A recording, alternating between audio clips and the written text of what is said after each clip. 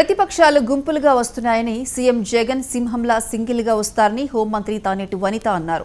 ఏలూరు జిల్లా ద్వారకా తిరుమలలో వైఎస్ఆర్ ఆసరా 4వ విడత నిధులను లబ్ధిదారులకు ఆమె అందించారు. జగనన్న ధైర్యం మీమేనని చెప్పడానికి తమ కార్యకర్తలు సిద్ధంగా ఉన్నారని, ఎన్నికలు ఎప్పుడు వచ్చినా జగనన్నని ముఖ్యమంత్రి చేస్తామని అన్నారు. ఎంతో మంది జగనన్న ప్రభుత్వంపై దుష్ప్రచారం చేస్తూ కుట్రలు చేస్తున్నారని, ఎవరన్ని కుయుక్తులు పన్నినా విజయం తమదేనని ధీమా వ్యక్తం చేశారు హోంమంత్రి తానేటి వనిత.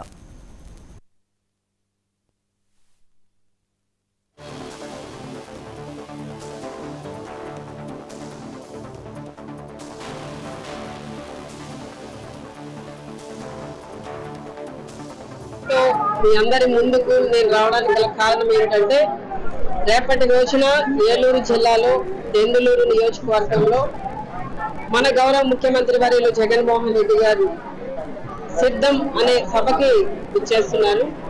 ఈ కార్యక్రమానికి గోపాలపురం నియోజకవర్గం నుండి నాయకులు, కార్యకర్తలు, అభిమానులు, ప్రజానీకం అంతా కూడా భారీగా తరలి రావాలని మీ ద్వారా వారికి తెలియజేస్తున్నాను.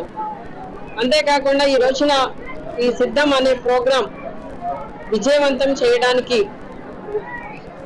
అసలు ఎందుకు విజయవంతం చేయాలి అనేది చాలా మందికి కొంత క్వశ్చన్ ఉంటుంది.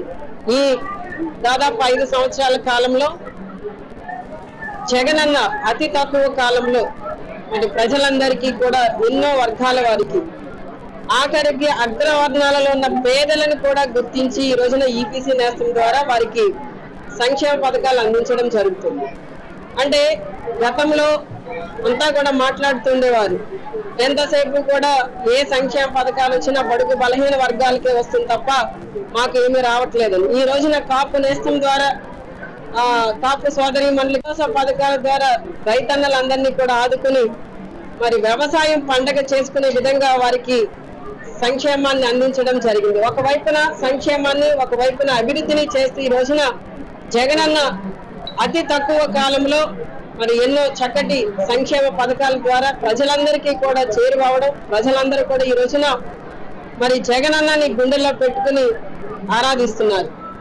గతంలో దివంగత నేత రాజశేఖర రెడ్డి గారు మరి ఫీ రీయింబర్స్మెంట్ ని, ఆరోగ్యశ్రీని తీసుకొచ్చారు. ఈ రోజున ఇంకా తండ్రికి తగ్గ తనయుడిగా ఒక 4 అడుగులు ముందుకు వేసి పేదల పక్షాన్ని నిలబడి మరి పిల్లల చదువుల విషయంలో, విద్యాశాఖలో, మరి ఆరోగ్య శాఖలో ఎన్నో వినూత్నమైన మార్పులు తీసుకొచ్చి, ఎన్నో మరి రిఫార్మ్స్ తీసుకొచ్చి ఈ రోజున వారందరికీ కూడా మరి ఎంతో చక్కటి పాలన